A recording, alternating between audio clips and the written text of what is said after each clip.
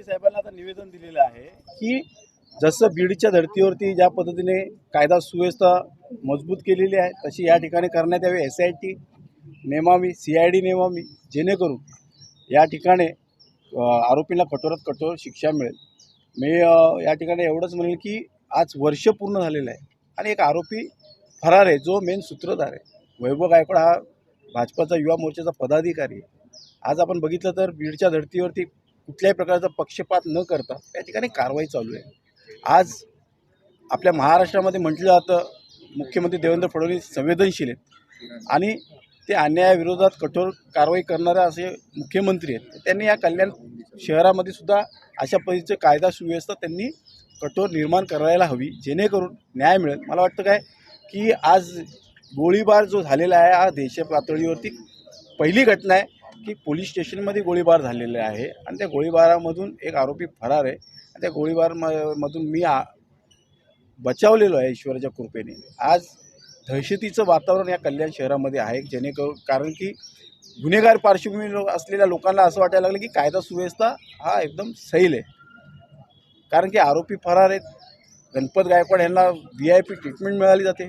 बीडला बघा आपण, कराडला कोणत्याही प्रकारची VIP ट्रीटमेंट दिली गेली नाही, हॉस्पिटलमधून हलवण्यात आलं आणि गणपत गायकवाडला हॉस्पिटलला महिन्यातून घेऊन येतात, 15-15 दिवस हॉस्पिटलमध्ये राहतो, त्याची मौज मजा चालू आहे। ते हे कुठेतरी थांबलं पाहिजे। आज ज्या परिस्थितीमध्ये आम्ही सामोरे जातो आहे हे अतिशय कल्याण पूर्वेसाठी लाजिरवाणी गोष्ट जाणवते। आज आम्ही हा मूक मोर्चा शांततेपणे या पोलीस स्टेशनमध्ये आणलेला आहे।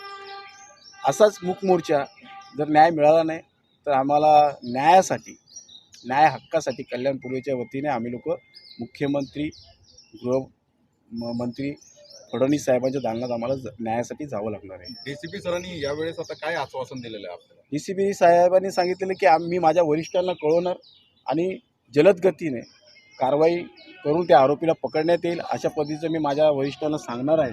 आज क्राईमचे शिवाजी पाटील साहेब आहेत, त्यांना कळवणार आहेत। मी त्यांना एवढंच सांगितलं की मी त्यांना सर्व पत्रक दाखवले, या महिन्याभरामध्ये 5 पत्रक दिलेली आहेत मी CP साहेबांना, ॲडिशनल CP साहेबांना, वरिष्ठांना मी पत्रक दिलेली आहेत, त्याची कोणत्याही प्रकारची दखल घेतलेली नाही। मला वाटतं येणाऱ्या काळामध्ये हे कल्याण शहरासाठी घातक ठरणार आहे, गुन्हेगारी पार्श्वभूमी मोठ्या प्रमाणात वाढणार आहे जर अशा प्रकारचा जर न्याय मिळाला नाही। या पोलीस स्टेशनमध्ये गोळीबार होतो आहे, त्या ठिकाणी आरोपी तिथून फरार होते पोलीस स्टेशनमधून आणि त्यांच्या गाड्यासुद्धा जप्त केलेल्या नाही, त्यांची कोणत्या प्रकारची संपत्ती जप्त केलेली नाही आहे आणि लुकआउट नोटीस साधी काढलेली नाही। ही कायदा सुव्यवस्थेला कुठेतरी घातक ठरलेलं आहे। पोलीस अतिशय, मी ज्या वेळेस पोलीस स्टेशनमध्ये गेलेलो आहे त्यावेळेस पोलीस अतिशय राजकीय दबावाखाली आहेत असं मला जाणवलेलं आहे। त्यामुळे कुठेतरी सरकार पण याबद्दल जबाबदार आहे तुम्हाला असं वाटतं? जर कायदा सुव्यवस्था सांभाळली नाही, कठोरात कठोर एखाद्या आरोपीला शिक्षा शासन झालं नाही तर सरकार जबाबदार ठरलं जातं। ही महाराष्ट्राची आपल्या गेल्या अनेक वर्षापासून प्रथा है। जमाने में दम नहीं हमको मिटा सके, ये जमाने में दम नहीं, हम जमाने से, जमाना हमसे नहीं। तो मेरा कहने का मतलब है अगर गुनहगार आमदार का लड़का भी है तो वो बराबरी से गुनहगार है, क्योंकि वीडियो में एकदम क्लियर दिखाई दे रहा है कि आमदार का लड़का खड़ा है, इशारा करता है, वो चला जाता है, तो वो बराबरी का गुनहगार है तो उसको क्यों नहीं पकड़ा गया? अगर एक आम आदमी गुनाह करता है तो पूरा पुलिस प्रशासन उसके घर का जीना हराम कर देता है, रात दिन पुलिस चौकी के चक्कर खिलवाता है, बोलता हाजिर करो। तो अब क्यों नहीं, अब हमारे महेश दादा को न्याय क्यों नहीं मिल रहा है? हमारे महेश दादा गरीबों के दाता हैं, हम गरीब लोगों की मदद करते हैं, तो हम उनके लिए सड़कों पे उतरे हैं।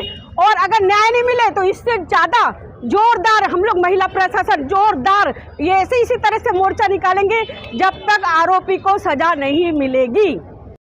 या गुन्ह्याच्या अनुषंगाने पूर्ण चर्चा करण्यात आली। जो फरार आरोपी आहेत त्याचा जो सहभाग आहे किंवा नाही या अनुषंगाने त्यांनी आमच्याशी चर्चा केलेली आहे। त्यांनी आज रोजी इथे कार्यालयात येऊन निवेदन दिलेलं आहे।